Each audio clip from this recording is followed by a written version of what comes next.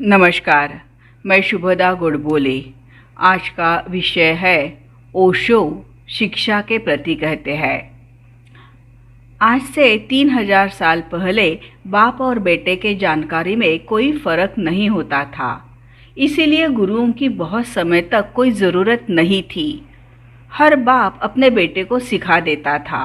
दुकानदार अपने बेटे को दुकानदारी, ब्राह्मण अपने बेटे को पौरोहित्य वगैरह परंपरा से बात चलती थी। शिक्षा इसीलिए कर दी गई थी ताकि पुरानी पीढ़ी अपनी जानकारी नई पीढ़ी को दे।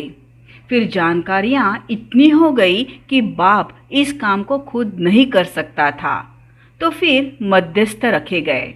इसीलिए पाठशाला आई, शिक्षक आए। लेकिन अब पिछले कुछ सालों से ये ज्ञान इतने जल्दी बदलने लगा कि शिक्षक भी सिखा नहीं पाते।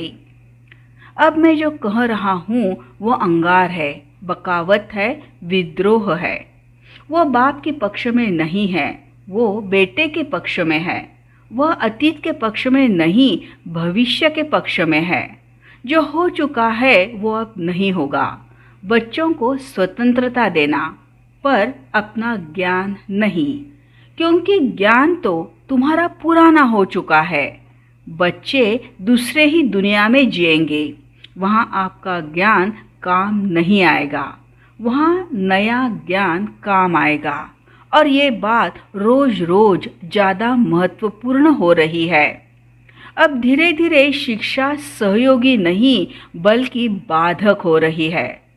ज्ञान इतनी तीव्रता से फूट रहा है, इतना विस्फोट हो रहा है, ये गति इतनी तीव्रता से हो रही है कि हमारी शिक्षा संस्थाएं करीब करीब व्यर्थ हो रही है। आज गुरु का ज्ञान पुराना है। गुरु ने विज्ञान पढ़ा था 30 साल पहले। इन 30 सालों में विज्ञान की सब अवस्था बदल गई। शिक्षा की संभावना भविष्य में ये है कि शिक्षक विदा हो जाएगा, उसका कोई मूल्य नहीं होगा। उसकी जगह कंप्यूटर होंगे।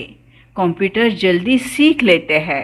कंप्यूटर सिखाएगा विद्यार्थियों को, तभी हम तालमेल रख सकेंगे। टेक्नोलॉजी भविष्य है।